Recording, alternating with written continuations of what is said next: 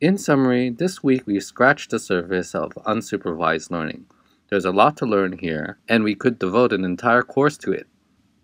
In the pre-lecture, we looked at dimensionality reduction through the lens of principal component analysis, and we saw how singular value decomposition was the favored way of accomplishing this.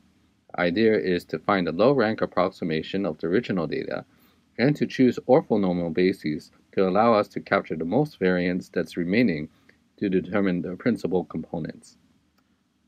Now in the post-session videos, we looked at clustering.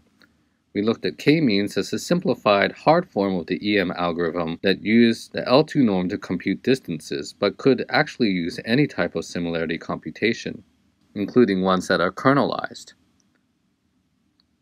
And then we saw the idea of generalizing this through soft assignments, coming through the idea of using a coordinate ascent algorithm as exemplified by expectation maximization, where we have an expectation step where we pretend that we have model parameters that are correct and try to estimate the latent variables of assigning a point probabilistically to all of the clusters. And then secondly, having a likelihood step where we re-estimate the model parameters based on the partial memberships of the points to the clusters.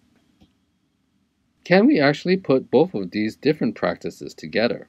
Both iterative estimation, as we've seen in expectation maximization, and dimensionality reduction? Actually, we can. And one way that's popularized that's beyond the scope of this course, but good to know, is this method t-SNE.